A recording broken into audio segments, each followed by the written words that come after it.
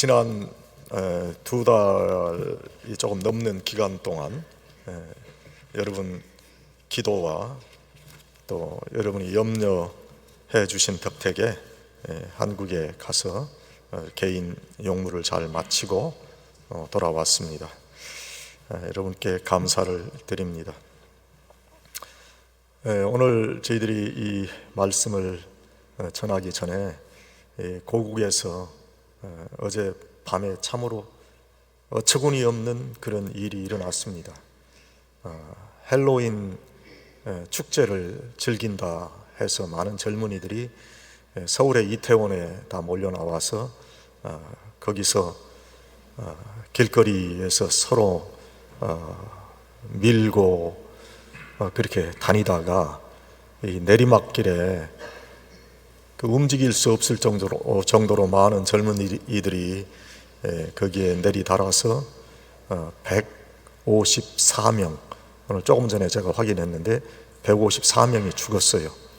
그리고 많은 젊은이들이 부상을, 중상, 경상을 입었다 하는 뉴스가 나왔습니다. 헬로윈 그 축제라고 하는 것이 우리 기독교 축제가 아니잖아요.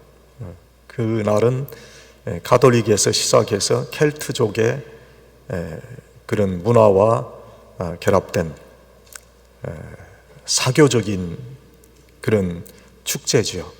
여러분 트릭 or 트릿이라고 하는 말이 뭐예요?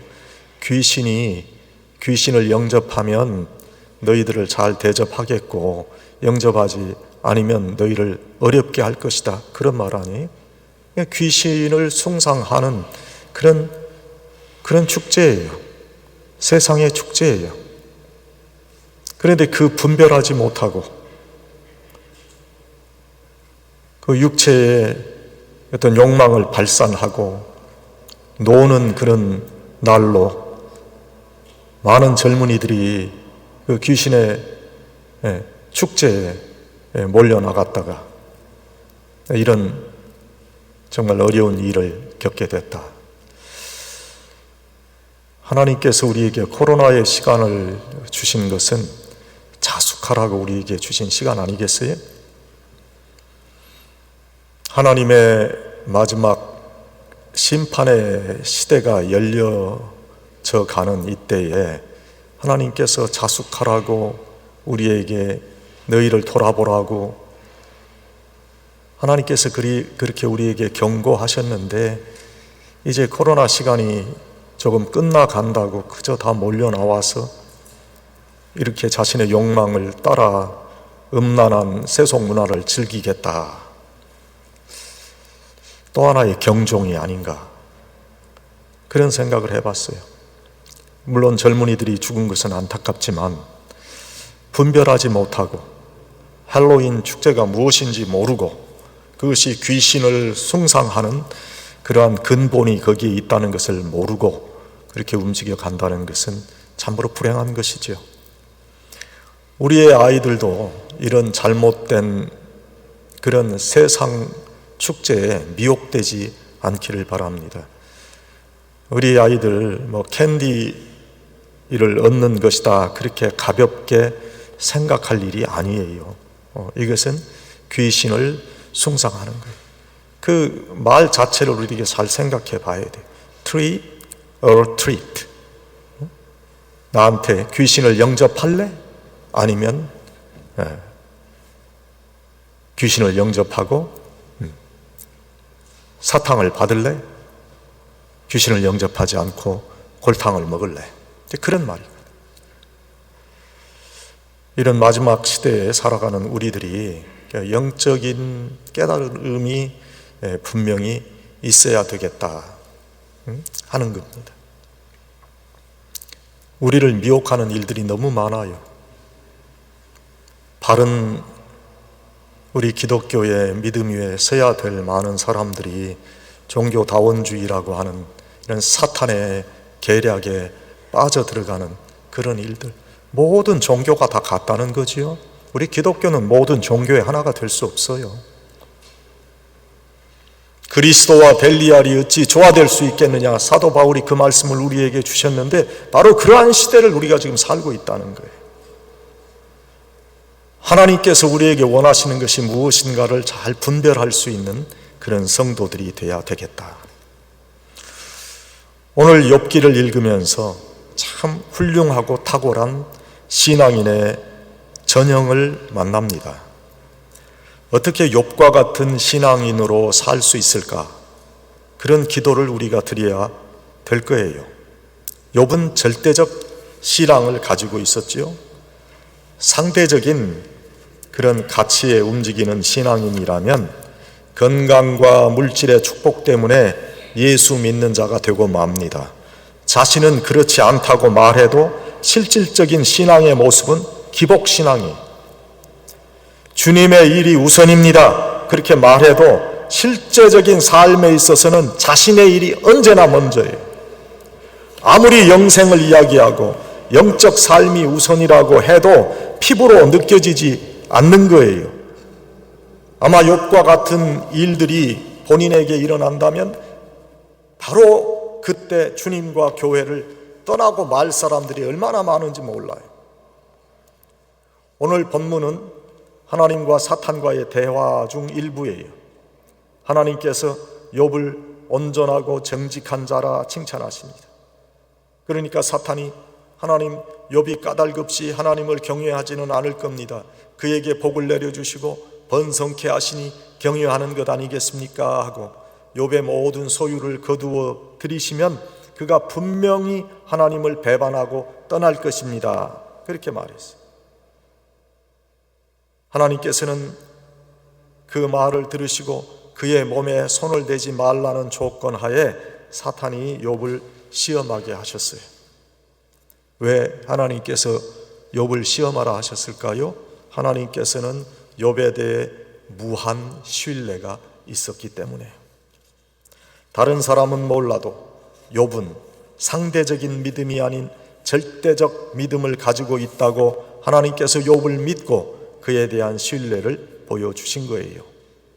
그런데 욥의 입장에서 보면 아무런 이유가 없는 고통과 시련을 겪게 되는 거란 말이죠.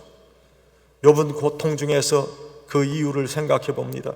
그 의미가 무엇인지 하나님께 묻고 기도합니다. 때로는 그 의미를 알려주시지 않기 때문에 시련 가운데 발버둥치고 눈물 흘리고 괴로워했습니다. 그러나 그는 그러한 삶의 모습을 가질지라도 하나님께 대한 무한한 신뢰를 버리지 않았어요. 그에게 일어나는 그 어떠한 시련도 그로 하여금 하나님을 배반하지 못하게 했으며 하나님을 향한 그의 헌신을 포기하지 못하게 했어요. 그는 그 시련을 통해서 절대적 신앙인으로 거듭나게 되었어요. 모든 것을 다 잃어버리는 고통 속에서 하나님을 만나는 기쁨까지 누리게 되었습니다. 어떠한 시험 가운데 있어도 그가 하나님의 섭리 안에 있었음을 고백하게 되었습니다. 신앙의 시련 후에 욥은 잃어버렸던 모든 것을 풍성하게 회복했습니다. 분명한 것은 하나님께서 욥을 시련의 영광로에 넣어두신 것은 그에게 고통을 주고 그를 힘들게 하시려 하신 것이 아니라 그가 하나님의 섭리 안에 있음을 확인하고 욥이 자신의 절대적인 하나님을 향한 믿음을 확인하기 위한 기회를 주시기 위함이라 하는 거예요. 사도 바울은 고린도전서 10장 13절에 사람이 감당할 시험 밖에는 너희가 당한 것이 없나니 오직 하나님은 미쁘사 너희가 감당하지 못할 시험 당함을 허락하지 아니하시고 시험 당할 즈음에 또한 피할 길을 내사 너희로 능히 감당하게 하시느니라. 그렇게 말씀하세요. 여러분, 우리가 신앙생활 하는 가운데 때로는 의문이 드는 경우가 있어요. 내가 하나님 앞에 정말 의롭고 정직하고 진실하게 최선을 다했는데도 우리에게 닥치는 고통과 어려움이 있을 때 그 고통의 의미를 알지 못해서 괴로워할 때가 있어요. 하나님 말씀대로 살아보려고 제가 최선을 다하지 않았습니까? 그런데 왜 이런 시련을 저에게 주십니까? 왜 이렇게 고통스럽게 하십니까? 하나님, 내가 바른 믿음을 가지고 있습니까? 이런 회의를 느끼는 경우가 있다. 바르고 정직하게 최선을 다하며 살아온 이들에게 이러한 경우가 있을 수 있다는 거예요. 적당히 현실과 타협하고 신앙생활하는 자들에게 일어날 수 없는 그러한 신앙인의 의문입니다. 자신의 부족하고 타락한 신앙생활로 인해서 고난을 겪는 경우는 그 누구가 그 이유에 대한 설명을 해주지 않아도 자신이 그 이유를 잘 알아요. 내가 잘못해서 하나님 지금 나로 깨닫게 하시느라고 지금 이 벌을 주시는구나. 그런데 욥의 경우는 그런 경우가 아니에요. 우리가 분명히 믿고 고백하는 것은 하나님은 좋으신 하나님이시라는 거예요. 또 하나님은 하나님을 찾는 이에게 상을 주시는 하나님이시라는 거예요. 그에게 의지하고 간구하는 자의 기도를 외면하시는 하나님이 아니시라는 거예요. 그러니 올바른 신앙생활을 하고 있는 사람에게 다가오는 시련은 결코 우리를 넘어뜨리려고 오는 시련이 아니라는 거예요. 그 고통과 시련을 통해서 더 크신 하나님의 뜻을 발견하고 더욱더 하나님께 가까이 하게 하시는 절대적인 신앙인으로 이끌려고 하시는 하나님의 계획인 것을 그래서 우리는 믿을 수 있어야 된다. 우리가 분명히 알아야 할 것은요, 하나님께서 하시는 모든 일에는 그럴 만한 이유가 있다는 거예요. 욥의 시련과 또 그의 회복을 기억하면서 오늘 나에게 닥친 시련과 고통을 용기 있게 헤쳐나가는 그런 성도들이 되시기를 바랍니다. 우린 절대적인 신앙인이 돼야 돼요. 신앙의 본질이 뭐예요? 여러분, 무엇이 신앙입니까? 기독교 신앙은 우리들이 세상에서 호의호식하는 것을 신앙의 본질이라 그렇게 말하지 않습니다. 하나님 안에서 구원된 하나님의 백성으로 하나님께 예배드리며 정체성을 확인하는 것이 기독교 신앙이에요. 좋은 프로그램으로 이민자의 무료함을 달래주는 곳이 교회가 아닙니다. 우리 자녀들이 바른 신앙인으로 교육받는 것이 교회예요. 그런데 좋은 친구를 만나고 세상 공부 잘하라고 교회 다니라고 하는 것은 바른 신앙의 목적이 될 수 없어요. 때로는 예수 믿는 것 때문에 내가 손해를 보고 희생할 수 있어도 기쁨으로 주님을 위해 사는 것이 신앙이죠. 여러분, 어떤 신앙인이 훌륭한 신앙인이라고 생각하십니까? 어렵게 생각할 필요는 없어요. 열심히 교회 모이고 기도 많이 하고 주를 위해 삶을 드릴 수 있으면 그 신앙이 좋은 자예요. 내가 섬기는 교회와 교회 사역에 대한 확신이 있고, 그래서 내가 섬기는 교회에 대한 긍지가 있고, 그래서 모든 이들에게 우리 교회를 자랑스럽게 말할 수 있는 자가 신앙이 좋은 자예요. 그래서 내가 섬기는 교회의 교역자를 믿고 그를 자랑하는 자가 교회를 사랑하는 자예요. 나도 확신하지 않으면서 믿지 못하는 교회를 누구에게 믿고 나오라 그래요?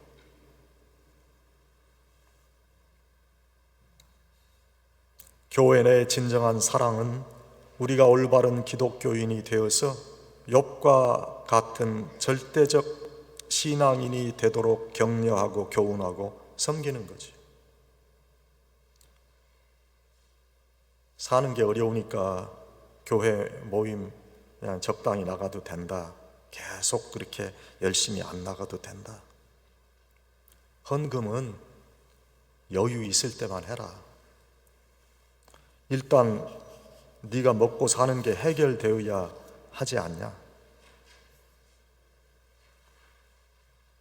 그렇게 이야기하다가 결국에 신앙이 자라지 못하고 먹고 사는 것도 해결되지 못하는 그런 인생에 있는 그런 사람들이 얼마나 많습니까?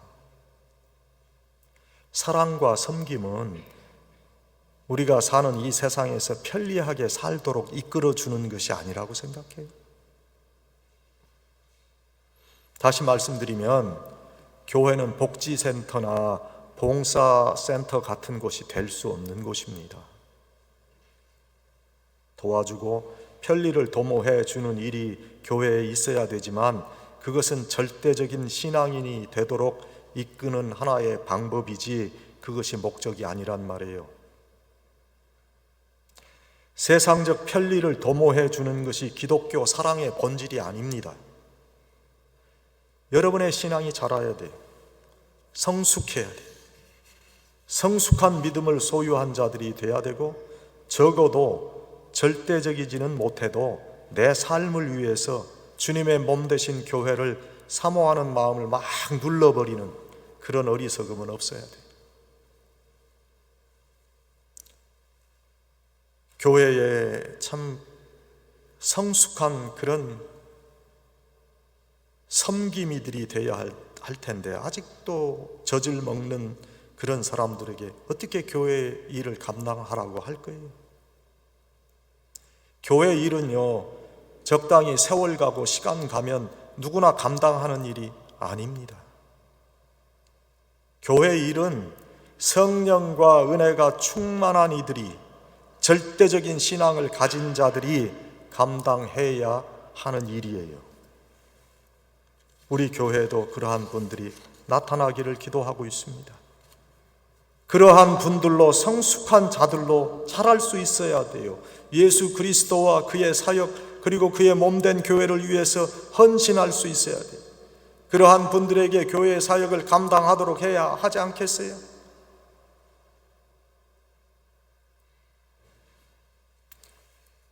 모든 일들은 기도하면서 하나님께서 인도하시는 그런 올바른 경로를 통해서 해결해야 될 것인데 이걸 사적으로 일을 처리한다고 하면 그건 하나님께서 원하시는 것이 아니겠죠. 저희 교회는 주님의 핏값을 주고 세우신 교회예요. 주님의 몸 되신 교회를 너무 걱정할 필요는 없습니다. 우리가 바른 신앙에 거한다면 염려할 필요 없어요. 다만 우리 교회를 통해서 역사하시는 하나님의 사역을 왕성하게 해야 할 영적 의무가 우리에게 있기 때문에 우리가 절대적인 신앙인이 되어야 하고 우리의 현실에서 경험하는 고난의 의미도 잘 확인할 수 있어야 하는 거예요. 우리 마음속에 영적 본질이 되는 하나님을 향한 믿음이 절대적이 돼야 돼요. 그래야 우리의 삶에, 우리의 신앙에 평화와 기쁨이 있는 거예요. 아무리 좋은 음식을 먹고 건강에 유익한 영양소를 취한다고 해도 마음에 평화가 없고 집안이 화목하지 않으면 음식과 건강에 유익한 그런 영양소도 아무 필요가 없습니다. 마음에 분노가 가득하고 원망과 불평으로 차 있다면 건강을 위한 음식도 효험이 없습니다. 마찬가지지요. 하나님 안에서 절대적 신앙을 가지도록 기도할 수 있어야 돼요. 우리는 세상의 방법을 따르는 자들이 아니라 하나님께서 주시는 말씀의 방법을 따라 살아가는 자들이에요. 절대적 신앙인이었던 욥과 같은 그런 신앙인으로 살아가기를 축원합니다. 그 다음에 말씀과 교훈에 순종하는 자. 욥의 신앙을 보면 하나님의 말씀에 절대 순종. 하나님 중심으로 우리가 살아야 되지요. 교회를 중심으로 신앙생활을 해야 한다고도 말씀드립니다. 하나님을 사모하는 마음으로 살아야 한다고 말씀을 드립니다.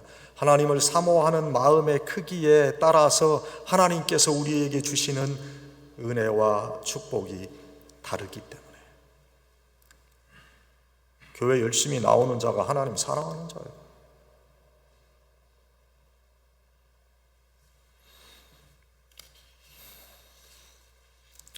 하나님의 말씀과 교훈은 우리를 어렵게 하는 것이 아니에요.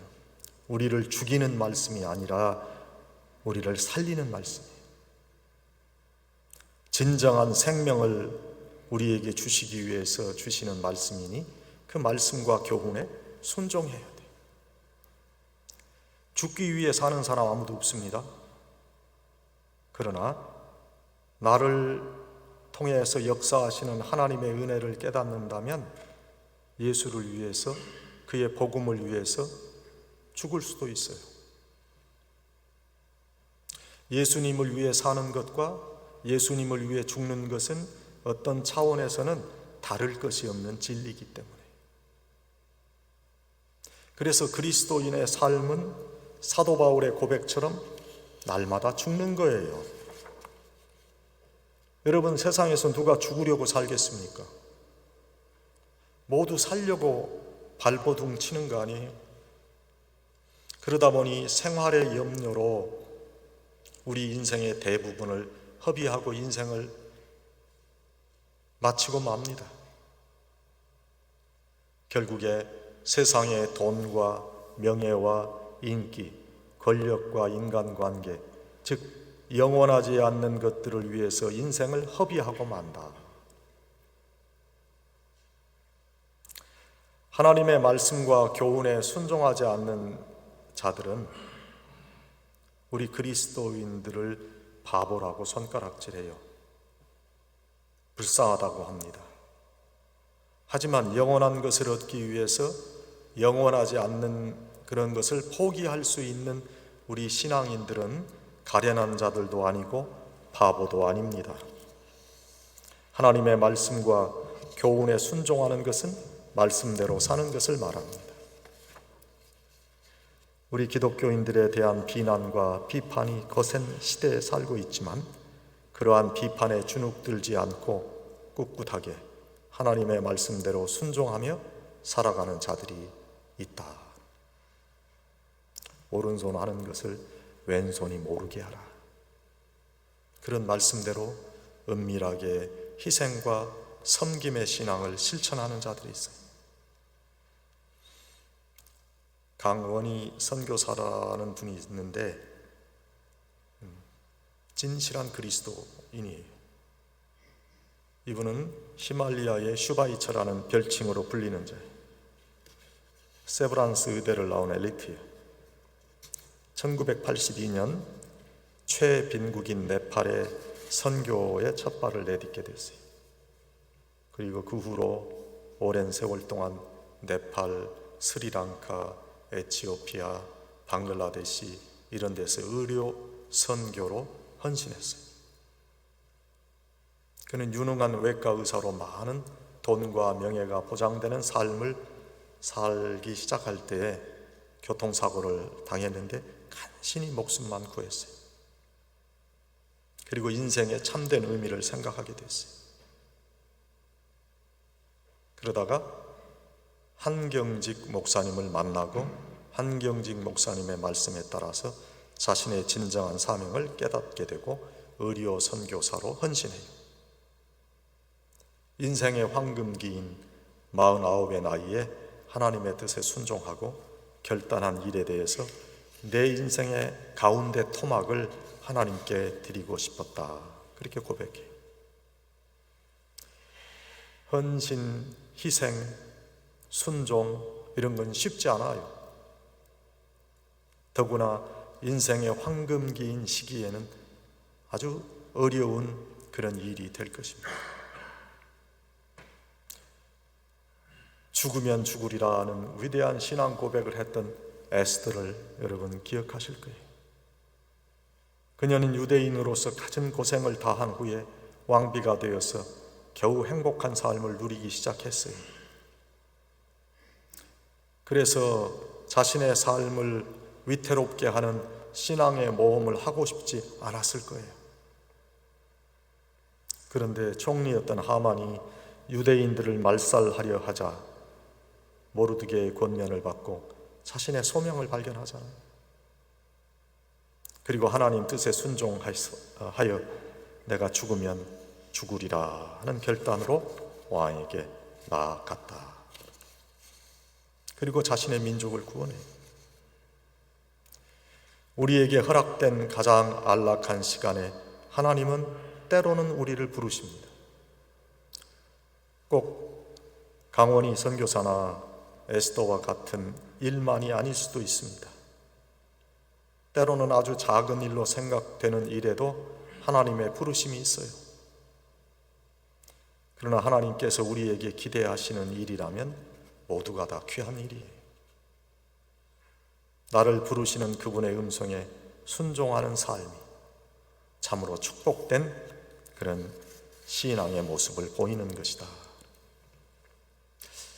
욥기를 읽으면서 마지막으로 기억해 보는 것은 믿음의 최종 승리를 확신하는 거예요. 욥은 어떻든 하나님의 절대적 주권을 믿었어요. 그것이 그로 하여금 정금과 같은 모습으로 회복되게 한 것이지요. 믿음의 최종 승리를 여러분 확신해야 돼요.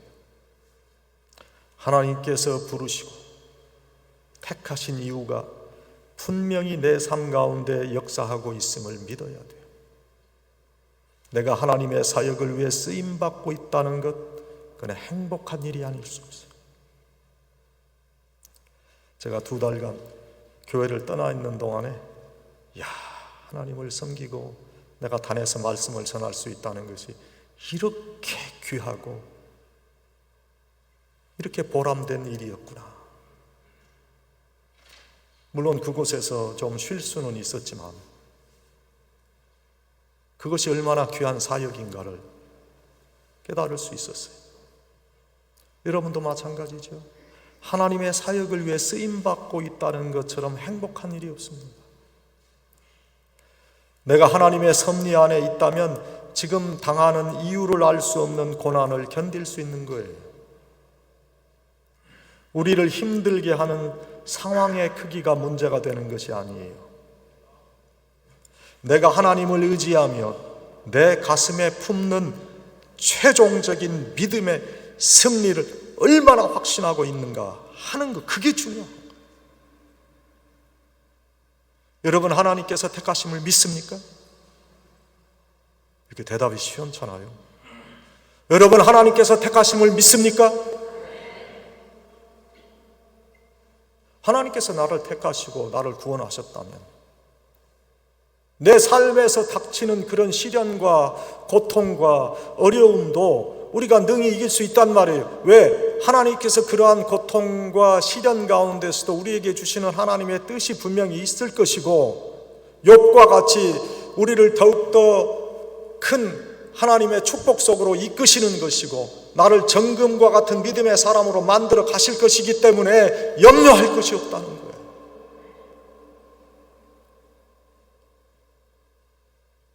욥기가 우리에게 주는 교훈은 그거예요. 하나님께서 택했으니까 항상 순경의 길만 내가 가야 된다, 축복의 길만 내가 가야 된다, 우리가 그렇게 생각하지만 때로는 그렇지 않은 상황에 있다 할지라도 하나님께서 함께 하시는 최종 승리를 믿고 가야 합니다. 하나님의 택하심 안에 있다면 지금 당하는 이유를 알 수 없는 고난을 견딜 수 있는 거예요. 내가 하나님을 의지하며 내 가슴에 품는 최종적인 믿음의 승리를 얼마나 확신하는가 하는 것이 중요한 거예요. 다윗이 하나님의 사랑과 축복을 받은 이유가 사무엘상 16장 7절에 기록되어 있어요. 사람은 외모를 보거니와 나 여호와는 중심을 보느니라. 다윗의 중심이 무엇이에요? 블레셋의 거대한 장군이었던 골리앗 앞에서 모두가 다 피하고 도망갈 때에 다윗은 하나님을 믿는 믿음의 최종 승리를 확신하고 있잖아요. 여호와께서 나를 사자와 곰의 발톱에서 건져내셨는데 이 블레셋 사람의 손에서도 나를 건져내시지 않겠습니까? 내가 아니라 하나님께서 나를 위하여 싸워 주실 것이라는 믿음이 확실했어요. 그 중심에 하나님이 계셨어요. 다윗은 철저한 하나님 중심자예요. 하나님 중심으로 산 사람이에요. 하나님의 능력을 믿었기 때문에 블레셋의 거인 장군을 두려워하지 않았어요. 다윗은 사울 왕의 권력이나 형들의 전술이 아닌 오직 하나님을 의지하는 믿음으로 생명 걸고 골리앗과 전투에 임한 거예요. 그리고 승리했어요. 하나님께서는 다윗의 하나님만을 의지하는 믿음을 보신 거예요. 역대하 16장 9절에 보면 여호와의 눈은 온 땅을 두루 감찰하사 전심으로 자기를 향하는 자들을 위하여 능력을 베푸시나니 하는 말씀이 있어요.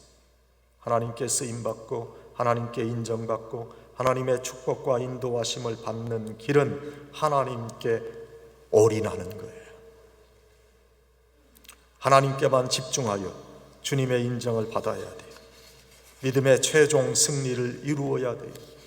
하나님의 도우심과 인도하심은 분명하지만 때로는 그분의 도우시는 방법과 시간이 우리가 원하는 방법과 시간과 일치하지 않을 수 있다는 거예요. 하나님의 섭리는 욥을 결국에 축복하시는 것 아닙니까? 인간의 방법과 시간이 하나님의 방법과 시간과 일치하지 않는다고 해서 우리가 하나님의 축복에서 제외된 것이 아니라는 것을 확신해야 돼요. 욥기에서 배우는 교훈은 그거예요. 하나님은 졸지도 아니하시고 주무시지도 아니하시며 우리의 출입을 지키시며 도우시는 분이에요. 분명히 주무시지 않지만 우리의 눈으로 볼 때에는 마치 주무시는 것으로 보일 수도 있다는 거죠. 여러분, 지금 여러분의 모든 상황이 여러분이 원하는 그림이 아닐지라도 하나님께서는 결국에 우리 마음에 흡족한 그림을 그려주실 거예요. 분명히 우리들로 최종 승리를 이루게 하실 거예요. 우리의 믿음이 최종 승리를 노래하게 하실 거예요. 여러분, 현실이 어렵고 힘들어도 믿음을 절대 포기하지 말고 욥과 같은 절대적 믿음을 가지고 믿음의 최종 승리를 이루시기를 바랍니다. 욥을 생각하며 하나님께서 욥을 결국에 축복하시고 인도하셨던 그 귀한 역사가 내 삶에도 그렇게 일어날 수 있기를 기도하는 욥과 같은 신앙인들로 세워지기를 간절히 축원합니다. 하나님 아버지, 저희들의 삶에 있어서 때로는 알 수 없는 시련을 당할 때 저희들 마음속에 불평과 원망으로 차지 않고 하나님께 향한 마음으로 믿음의 최종 승리를 이룰 수 있게 인도해 주시옵소서. 욥과 같은 신앙인으로 바르게 세워지도록 절대적 신앙인이 되게 하시고 말씀과 하나님의 교훈에 순종하는 자들 되게 해주시고 믿음의 최종 승리를 확신케 해 주시옵소서. 예수님의 이름으로 기도하옵나이다. 아멘.